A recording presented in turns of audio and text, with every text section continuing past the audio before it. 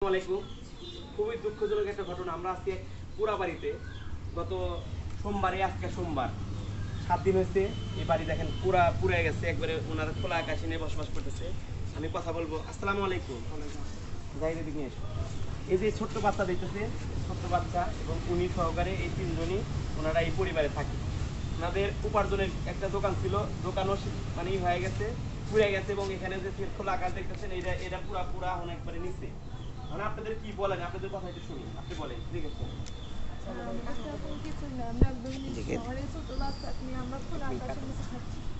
উনার কথা আগে না থাকে দাঁড়ো।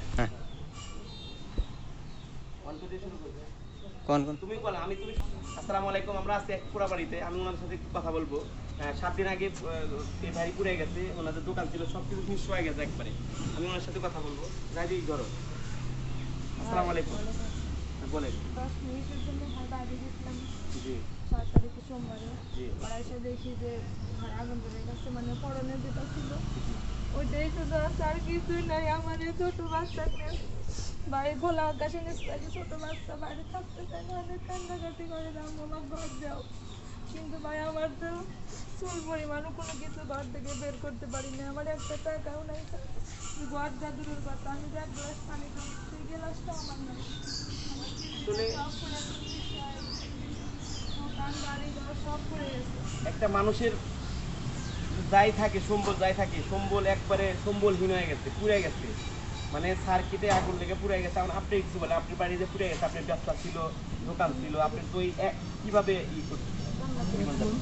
জীবন যেমন প্রতিবেশীদের সহযোগিতা ছাড়া আমার কিছু খাইনি। এখন শুধু খাবার টাবার সব প্রতিবেশীরা দিচ্ছে। আমার চাল কেনার মতো অর্থনায়, পোশাক যেটা পরানো ছিল শুধু ওটাই আছে। আর আশেপাশে যারা খাবার দিচ্ছে এটাই খাচ্ছি। নিশ্চয় খাবারগুলো চাল কেনারও অর্থ নেই আমার কাছে। আমরা দেখলেন ওনার কর্মসংস্থানও যে ছিল ওটা হচ্ছে ঘর ছিল, ঘরও নাই। আসলে এখানে বলার মতো ভাষা নাই। আমার সাথে আছেন হাবিব ভাই, বাবু ভাই, চাচা। আসলে ওনার যে ঘর করে গেছে, ওনার কি কিরকম সামর্থ্য, কেমন টাকা পয়সা আছে?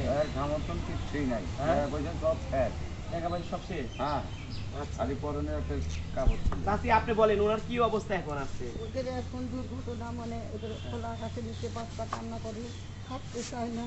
ওদের খাওয়ার পরনের শুধু কিচ্ছু নাই, শুধু খালি কান্নার ঘর। তাহলে একটা ঘর হইলে কি ভালো হবে? ওদের একটা ঘর ঘর দিলে কর্মসংস্থান আমরা একটু ধন্য করি। জি, ওটাকে বাসা হলে সুন্দর থাকতে পারবে, পরিবার না থাকতে পারবে। আচ্ছা, বাচ্চা রাত্রে কান্না করতে কিন্তু থাকতে পারে না। থাকতে পারেন। আসলে দেখ খোলা আকাশের নিচে একটা মানুষের একটা ব্যবসা করবে, সেটাও ই হয়ে গেছে। মানে এই দেখেন দোকান ছিল, দোকানও পুড়ে গেছে। দোকানটা একটু চালু থাকলেও দরকার। আলিম ভাই আসুন। উনি এই যে প্রতিবেশী একজন আসছে, ওনার সাথে বলে ভাই কোন দেখা ভাই, কি অবস্থা ওনাদের, কি অবস্থা কেমন? ওনাদের অবস্থা বলতে, আমরা সেদিন দোকানে ছিলাম বাজারেই, ওনারা বাড়িতে কেউ ছিল না। তখন দেখলাম যে বাড়িটা আগুন ধরে মোটামুটি উপর দিয়ে যখন আগুনটা উঠলো, ওঠার পরে আমরা দেখতেছি যে আগুন ধরছে। তারপরে কিছু ছিল না, সবাই বললো যে কারেন্ট থেকে আগুন ধরছে। যার কারণে পল্লী বিদ্যুতে ফোন দিয়ে কারেন্টটা অফ করে দেওয়া, সার্ভিসে ফোন দেওয়া এবং ফায়ার সার্ভিস খুব দ্রুত চলে আসে।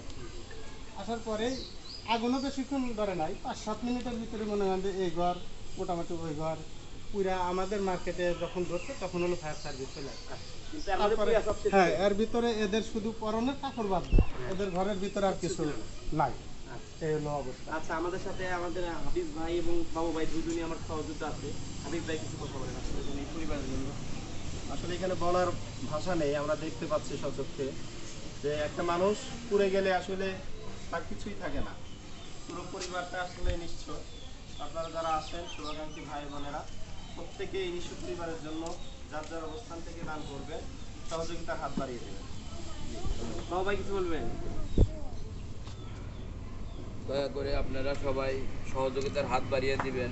পড়ার আগ পর্যন্ত তাদের অবস্থা ভালো ছিল, ঘরটা পড়ার পরে যেহেতু পুড়ে গেছে, কিছুই তারা বের করতে পারে নাই। ঘরের ভিতরে তার ব্যবসার মালামালও ঘরের ভিতরে ছিল। সেজন্য সবাই সহযোগিতার হাত বাড়িয়ে দিবেন। সে জানি ফ্যামিলি নিয়ে জানি সুন্দরভাবে জানি আবার জানি থাকতে পারে। এই খোলা আকাশের নিচে থাকে, তাদের অনেক কষ্ট হয়। আমরা শোনার পর আসলে আমাদের থেকেও মনে করেন যে অনেক একটু কষ্ট লাগছে। আমরা সেদিন রাত্রে চলে এসেছিলাম, আমরা দেখে গিয়েছিলাম। আজ তারা মনে করেন যে এই জায়গাতে একটু ঝাড়ু টাড়ু দিয়ে গোছা ফালাইছে।